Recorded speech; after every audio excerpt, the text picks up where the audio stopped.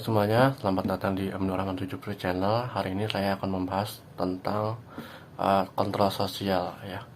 Yang dimana memang di zaman sekarang ini memang marak di masyarakat itu terjadi penyimpangan sosial gitu ya. Yang dimana penyimpangan itu sangat berlebihan gitu. Oke, sebelum saya memulai materinya, alangkah lebih baiknya tombol like, subscribe, dan share ya. Terima kasih. Bismillahirrahmanirrahim. Oke, saya mulai videonya. Jika kalian sudah, terima kasih. Dan untuk yang sudah menonton, terima kasih juga. Semoga bermanfaat apa yang saya sampaikan mengenai kontrol sosial ya. Yang dimana dalam suatu tema ini saya memberikan sebuah judul, yaitu apakah kontrol sosial itu bisa mengontrol masyarakat atau siswa yang berlebihan dalam tindakannya gitu ya.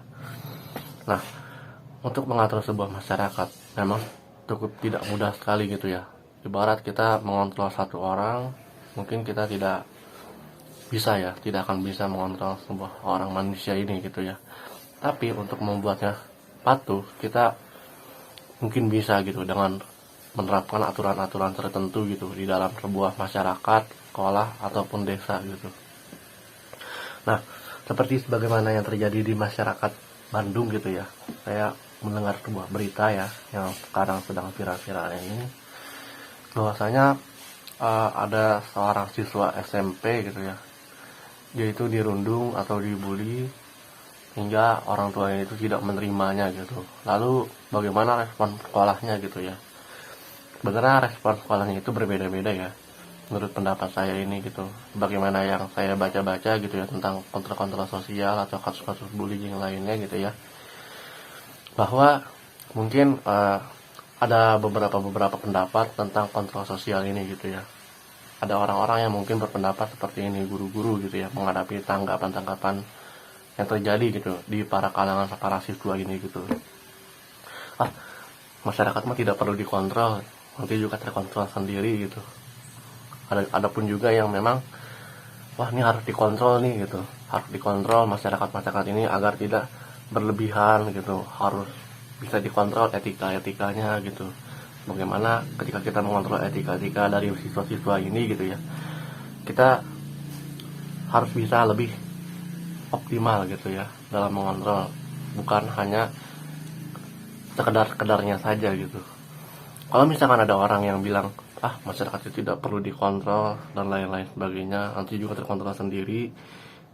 Tanggapan-tanggapan itu memang tanggapan-tanggapan orang-orang seperti ini tidak diperlukan lagi perannya gitu, karena ini akan menghambat proses membentukkan solusi-solusi yang terjadi di masyarakat gitu ya. Karena memang dia sudah bodo amat dengan apa yang terjadi di masyarakat tersebut, padahal memang ada orang yang penting dan membutuhkan orang-orang tersebut gitu ya, terutama mungkin bagi korban-korban siswa yang terkena dampaknya itu gitu ya. Nah, dalam kontrol sosial ini gitu ya, bagaimana dilansir di Kompasiana atau dan lain-lain di Akademia Edu gitu ya, itu kita bisa melakukan dua cara gitu ya menurut Morgan ini. Menurut Morgan, yang pertama adalah kepatuhan, yang kedua adalah kesesuaian gitu. Nah, untuk kepatuhan mungkin kita harus membuat aturan-aturan dalam sekolah gitu, yang dimana mungkin banyak sih siswa-siswa yang perlu dikontrol gitu dalam sebuah ranah sekolah gitu ya, karena memang sekolah itu bersifat formal gitu ya. Berarti isinya itu harus ada aturan-aturan tertentu yaitu yang bisa mengikat masyarakat sekolah itu. Lalu yang kedua, kesesuaian gitu. Bagaimana cara kita menyesuaikan diri dengan aturan-aturan itu ya, itu kembali lagi kepada individu sendiri itu. Nah, untuk bisa mencapai gitu ya apa yang memang diinginkan gitu ya, agar penyimpangan sosial ini tidak terjadi gitu ya, kita juga harus bisa menerapkannya gitu, harus sering-sering menyampaikan meskipun dianggap sepele lah atau bagaimana gitu, padahal itu memang peran yang sangat penting gitu.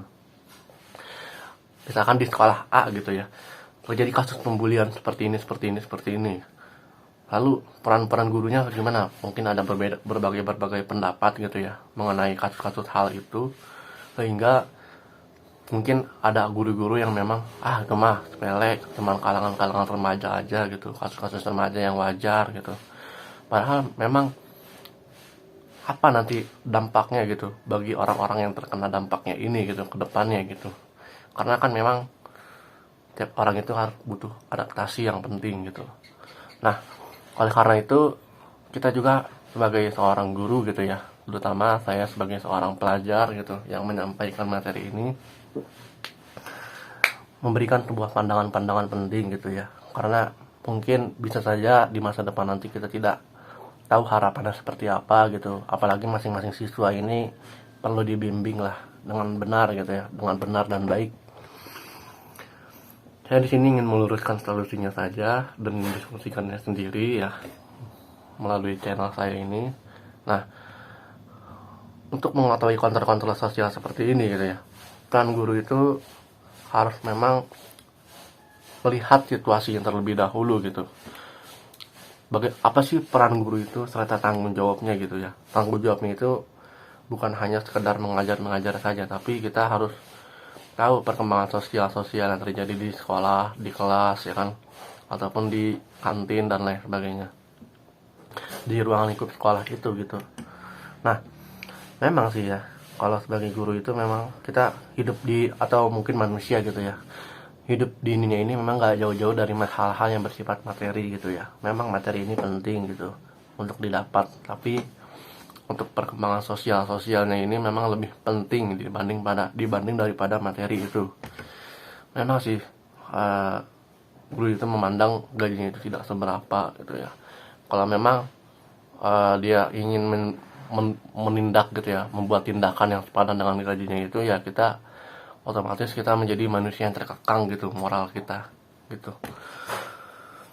Nah, supaya moral kita tidak terkekang gitu ya dengan hal-hal materialisme ini gitu ya, kita perlu yang namanya belajar ya, belajar inovasi atau hal-hal yang bersifat kreatif yang memang menumbuhkan tanggung jawab kita sebagai pengajar gitu ya. Nah, kembali lagi pada kasus itu, menurut saya gitu ya, kasus-kasus seperti ini tuh memang marak-marak banget terjadi gitu, tapi penyelesaian sosial solusinya itu memang sudah ada tapi belum diterapkan sepenuhnya gitu. Nah, oleh karena itu kita mungkin ya, karena memang kita minat baca kita lebih kurang gitu ya, peringkat kedua dari bawah di dunia gini ya, kita harus butuh yang namanya praktek gitu juga, bukan hanya sekedar materi yang ada di otak saja gitu ya, tetapi kita juga harus menumbuhkan etika moral kepada siswa-siswa kita ini gitu ya, terutama kita yang terlepas tanggung jawabnya daripada guru gitu ya, selain mengajar ya gitu. Nah, memang sih masyarakat akhirnya gitu ya, kasus bullying ini atau kasus perundungan masalah seperti ini gitu ya, memang udah menjadi tradisi ya, atau mungkin susah untuk dinilai dalam masyarakat ini, terutama di suatu lingkungan yang terjadi, atau di lingkungan yang terjadi pada kasus kayak gitu ya. Kita mungkin kurang responsif atau mungkin kurang memberi pertolongan dalam kasus-kasus seperti itu. Nah, untuk hal-hal yang seperti itu juga kita juga harus berperan penting gitu untuk memberikan mediasi. Kita harus, jangan sampai kita bias konfirmasi dalam menyampaikan mediasi itu gitu ya. Jangan sampai kita harus menerima gitu, baik buruknya kita harus sampaikan, dan orang-orang yang menerimanya gitu juga harus menerimanya secara sukarela gitu ya. Nah, kalau misalkan ada kasus-kasus bias konfirmasi terhadap kasus bullying ini gitu ya, mungkin ya kita hari ini kita mengerti, oh iya ya, kita harus tepat begini, tapi besoknya untuk kedepannya gitu kan, mungkin bakal ada yang namanya terjadi lagi gitu. Nah, kasus-kasus yang mungkin akan bisa terjadi lagi, inilah yang harus kita antisipasi, terutama dalam kenyataan masyarakat yang seperti ini gitu ya, yang memang cukup mudah menyerap informasi di mana-mana gitu ya. Yang dimana mungkin kita menyampaikan seperti ini, kabar anginnya melaju dengan tepat sekali gitu ya dari apa yang mungkin kita sampaikan gitu ya. Mungkin ketika saya menyampaikan materi seperti ini, ada masyarakat yang langsung menerimanya, tiba-tiba langsung tersebar luas. Nah, itu seperti angin. Nah, seperti itu juga sebagai suatu pencegahannya, seperti itu juga. Bukan hanya kita terima saja di otak ini apa yang saya sampaikan ini gitu ya, tapi kita harus sampaikan juga gitu ya kepada orang-orang yang lainnya gitu ya, seperti itu. Bukan hanya apa yang kita dengar tapi kita terima saja, tapi kita harus mendengar, menerima, lalu menyampaikan kepada yang lain supaya lebih bermanfaat informasi-informasi yang memang sudah disampaikan gitu. Oke, solusinya jadi intinya untuk kontrol sosial ini gitu ya, memang masyarakat ini sangat membutuhkan, tapi tidak cukup terpenuhi juga gitu ya. Untuk pembelajaran mungkin untuk kontrol sosial ini masih kurang gitu ya. Apalagi memang kita memang sibuk mengontrol hal yang sudah bisa dikontrol saja gitu ya. Seperti kita mungkin ya kegiatan sehari-hari kita saja gitu ya, seperti olahraga, makan, minum, itu kan kegiatan-kegiatan yang bisa dikontrol lah gitu ya. Kita hanya bisa menjaga itu saja, tapi untuk sosial gitu ya, untuk kemanusiaan gitu, kita harus lebih mengontrol daripada kebutuhan sehari-hari kita gitu. Nah, cukup sekian, terima kasih. Kurang lebihnya mohon maaf gitu ya. Terima kasih dan sampai jumpa.